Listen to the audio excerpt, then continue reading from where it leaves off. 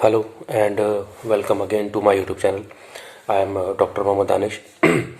और आज का जो मैंने टॉपिक लिया है वीडियो का, that is UP higher education service commission का इंटरव्यू और उसे किस भाषा में दिया जाए। ओके। बच्चों का अमूमन तौर पे सवाल रहता है कि जो असिस्टेंट प्रोफेसर का इंटरव्यू होता है, स्पेसिफिकली जो स्टेट लेवल पे जो UP higher education service commission या उत्तराखंड पब्लिक सर्विस कमीशन या इस तरीके के जो भी और स्टेट लेवल के पब्लिक सर्विस कमीशन है जिसके थ्रू असिस्टेंट प्रोफेसर की भर्ती होती है, तो उसमें इंटरव्यू का क्या माध्यम होना चाहिए, यानी कि किस भाषा में हम इंटरव्यू दें जिससे कि हमारे पास नंबर ज़्यादा आएँ, हम ज़्यादा से ज़्यादा उसमें स्कोर कर सकें, या कोई ऐसा कंपल्शन रहता है कि हमें इंग्लिश में इंटरव्यू देना है या हिंदी में इंटरव्यू देना है, या इंग्लिश में इंटरव्यू देने वालों के नंबर ज़्यादा आते हैं, या हिंदी में ही इंटरव्यू देना होता है या हिंदी वालों के नंबर ज़्यादा आते हैं। तो इस तरीके के सवाल अक्सर बच्चों के मैं देखता हूँ मेरे कमेंट बॉक्स में, मेरे चैनल पे अलग अलग वीडियोस में वो पूछते रहते हैं। कुछ बच्चे पूछते हैं कि सर क्या इंटरव्यू हिंदी भाषा में होगा या क्या इंग्लिश में देना है इंटरव्यू, हम इंग्लिश मीडियम बैकग्राउंड से हैं तो क्या हम हिंदी में इंटरव्यू देंगे, तो देंगे तो कैसे देंगे, हम नहीं दे पाएंगे इंटरव्यू हिंदी में। या जो हिंदी मीडियम वाले हैं वो ये सोचते हैं कहीं ऐसा तो नहीं कि असिस्टेंट प्रोफेसर का इंटरव्यू जो है वो इंग्लिश भाषा में होगा, अंग्रेज़ी में होगा, तो हमें अंग्रेज़ी नहीं आती है तो क्या हम नंबर नहीं ला पाएंगे, वगैरह वगैरह। इस तरीके के काफ़ी सवाल पूछे जाते हैं। तो मैं अगर एक नॉर्मल तौर पे मैं बात करूं, देखिए अगर असिस्टेंट प्रोफेसर के इंटरव्यू की बात है, मैं एक जनरल बात कर रहा हूं, मैं ये नहीं कि किसी यूपी HESC का इंटरव्यू हो या UKPSC का हो या UP PCS का हो या किसी भी और कमीशन का हो। Not only the interview conducted by commission जो है सो वो इंटरव्यू चाहे यूनिवर्सिटी कराए या असिस्टेंट प्रोफेसर किसी यूनिवर्सिटी के लिए हो। तो अगर मैं एक कॉमन तौर पे बात करूं तो भाषा का रोल स्टेट लेवल पे जो इंटरव्यूज़ होते हैं, जैसे कि जो कमीशन कराता है, उसमें इतना बड़ा रोल नहीं होता है, क्योंकि जो कि UP HESC के थ्रू इंटरव्यू हो रहे हैं तो हम ये देखते हैं जो वो कॉलेजेस हैं। ओके। तो वो कॉलेजेस अमूमन तौर पे हिंदी मीडियम वाले कॉलेजेस होते हैं, सब महाविद्यालय, PG कॉलेज, डिग्री कॉलेज। तो वहाँ पर जो बच्चे होते हैं वो सब हिंदी मीडियम, मोस्ट प्रॉब्ली जो बच्चे होते हैं वो हिंदी मीडियम के होते हैं, तो हमें हिंदी मीडियम वाले बच्चों को पढ़ाना रहता है। ओके। तो उसमें इंटरव्यू की जो भाषा की जो बाध्यता है वो इतनी नहीं रहती। तो अगर आप चाहे हिंदी में इंटरव्यू दें या अंग्रेज़ी में इंटरव्यू दें, बस आपको ये देखा जाता है कि आप पढ़ा पाओगे या नहीं पढ़ा पाओगे, आपको आपके कंटेंट की, मतलब जो भी आपका सब्जेक्ट है उसकी नॉलेज है या नहीं है, आपकी कम्युनिकेशन अच्छी है या नहीं है। क्योंकि कम्युनिकेशन की अगर हम बात करते हैं तो कम्युनिकेशन, उन्होंने ये नहीं लिखा है कि हिंदी में कम्युनिकेशन अच्छी हो या इंग्लिश में कम्युनिकेशन अच्छी हो। कम्युनिकेशन का मतलब है कि आप अपनी बात को कम्युनिकेट कर पाएँ। आप अगर एक टीचर बनते हैं तो अगर आप इंग्लिश, अगर आप में पढ़ा रहे हैं और आप इंग्लिश में सही कम्युनिकेट नहीं कर पा रहे हैं, आपकी बात बच्चों तक नहीं पहुंच पा रही है, आप बच्चों को समझा नहीं पा रहे हैं, तो फिर आप इंग्लिश बोलें या हिंदी बोलें कोई फ़र्क नहीं पड़ता।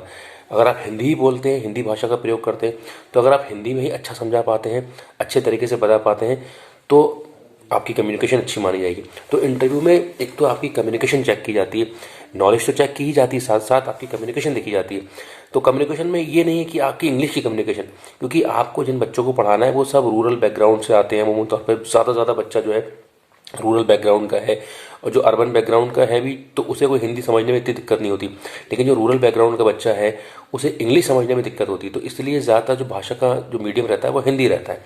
तो इंटरव्यू अमूमन तौर पे हिंदी में ही होता है, जितने भी स्टेट लेवल के इंटरव्यूज़ हैं, या UP HESC का हो, UKPSC का हो या UP PCS का हो, और भी इंटरव्यूज़ हैं, तो यहाँ पर हिंदी जो है भाषा वो थोड़ी सी डोमिनेट करती है। हाँ, लेकिन अगर आप अंग्रेज़ी बोल सकते हैं, अंग्रेज़ी में इंटरव्यू दे सकते हैं, अच्छी अंग्रेज़ी आपको आती है, तो ऐसा नहीं है कि आपका इंटरव्यू जो है ख़राब होगा, या ऐसा कोई पॉसिबल है कि जो इंग्लिश में इंटरव्यू देगा उसके नंबर ज़्यादा आएंगे।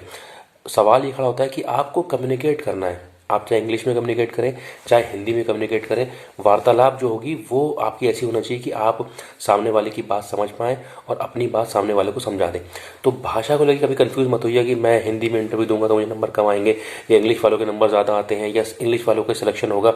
ये कोई गारंटी का पैमाना नहीं है कि इंग्लिश में अगर आप इंटरव्यू देंगे तो सिलेक्शन हो ही जाएगा, या हिंदी में इंटरव्यू देंगे तो आपका इंटरव्यू ख़राब हो जाएगा। भाई, सिलेक्शन हिंदी वालों का भी होता है, सिलेक्शन इंग्लिश वालों का भी होता है। हाँ, अगर आप किसी यूनिवर्सिटी लेवल पे, किसी जहाँ का मीडियम इंग्लिश है, जहाँ का मोड ऑफ कम्युनिकेशन इंग्लिश है, वहाँ पर हिंदी में इंटरव्यू जो है एक्सेप्ट नहीं होता है, वहाँ पर आपको टोक देंगे। अगर आप थोड़ी सी भी हिंदी अगर बोलने की कोशिश करेंगे तो वहाँ पर आपको वो प्रॉम्प्ट कर देंगे और वो आपसे कहेंगे sir please try to speak in English. Okay, तो उसके लिए आपको प्रिपेयर रहना है कि अगर आप किसी यूनिवर्सिटी का, किसी बड़ी यूनिवर्सिटी में आप जा रहे हैं इंटरव्यू देने, तो वहाँ पर जो है मोड ऑफ टीचिंग भी इंग्लिश रहता है, मोड ऑफ कम्युनिकेशन भी इंग्लिश रहता है। तो there they check that how could you know speak English, how better you can speak English और how better you can communicate in English. तो English में वहाँ ये चेक कीजिएगा आपकी कम्युनिकेशन कैसी है, वहाँ हिंदी एक्सपेक्ट नहीं की जाएगी। लेकिन इस तरीके की जहाँ की UP higher education service commission या उत्तराखंड, बिहार, बंगाल, बिहार का हो गया, पंजाब का हो गया, हरियाणा का होगा, तो वहाँ पर एक बार को हिंदी आपकी चल जाएगी। और हिंदी में लोग बोलते हैं, इंटरव्यू देते हैं, और बहुत सारे मैंने सेशन देखे हैं, लोग करा भी रहे हैं। तो एक तो आपका सब्जेक्ट बहुत अच्छा होना चाहिए, कंटेंट नॉलेज अच्छी होना चाहिए, भाषा का बहुत बड़ा रोल नहीं रहता है। और अगर आप इंग्लिश में देना चाहें तो आप इंग्लिश में इंटरव्यू दे, हिंदी भी देना चाहें हिंदी में इंटरव्यू दें। ओके, तो कोई ऐसा वो नहीं होता, आपसे पहले एक कंफर्म कराया जाएगा कि आप हिंदी में इंग्लिश जैसे भी आप कंफर्टेबल है, जिस मोड में आप इंटरव्यू देना चाह रहे हैं। अल्टीमेटली आपको पढ़ाना है, ठीक है, तो आपसे पढ़वाया जाएगा, आपसे पढ़ा के देखा जाएगा, आपसे बोर्ड पे चेक किया जाएगा कि आप कम्युनिकेट कर पाते हैं या नहीं कर पाते हैं, ऑडियंस को आपकी बात समझ में आ रही है नहीं आ रही है, इस बात का ध्यान दें। इसीलिए मैं कई बार अपने वीडियोज़ में बोलता हूँ कि बोर्ड पे पढ़ाने की प्रैक्टिस करिए। एक बोर्ड ले लीजिए, बोर्ड पर पढ़ा के देखिए, अपने कुछ फ्रेंड सर्कल को बुला के, फ्रेंड्स को बुला के बैठाइए। नहीं है तो एक सिंपल ऐसी दीवार को अपने क्लास समझ लीजिए। ओके, दीवार की तरफ मुँह करके और एक बोर्ड लगा के अपने आप को फेस करिए, देखिए कि आप कैसे पढ़ा रहे हैं। या कोई ऐसा इंसान, कोई ऐसा फ्रेंड ले लीजिए जो आपका फीडबैक दे सके कि हाँ आप सही से बता रहे हैं या नहीं बता रहे हैं, सही पढ़ा रहे हैं नहीं पढ़ा रहे हैं। तो इस तरीके से आप इम्प्रूव कर सकते हैं। तो भाषा को लेकर इतना कंफ्यूज मत रहिए कि हमारा हिंदी है तो हम कैसे इंटरव्यू दें, या इंग्लिश में है तो हमारा नहीं हो पाएगा, इस तरीके की कोई डाउट मत रहिए।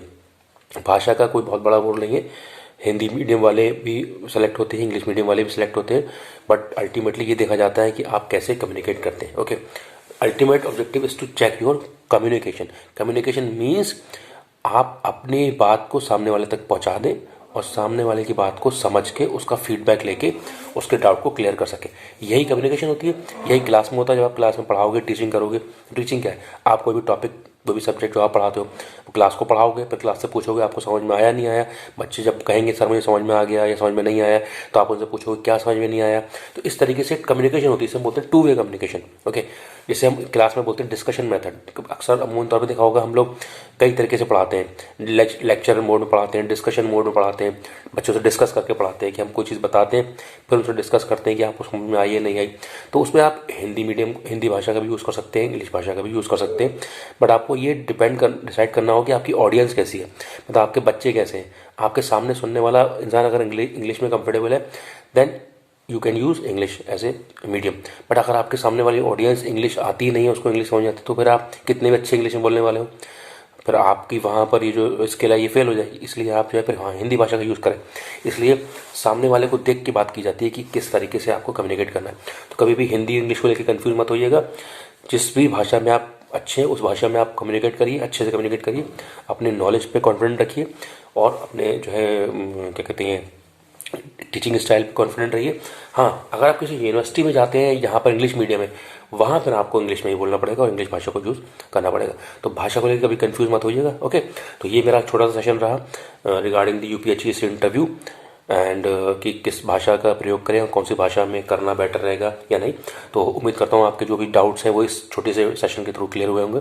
तो आगे आने वाली वीडियोस में और अलग अलग टॉपिक्स लेके मैं डिस्कस करूँगा कि किस तरीके से हम आगे बढ़ सकते हैं। ओके, तो धन्यवाद आज के लिए। अगर आपको ये वीडियो पसंद आई हो तो उसको ज़रूर लाइक करिएगा, शेयर करिएगा, सब्सक्राइब करिएगा channel Danish career counselling. Thank you very much. Thanks for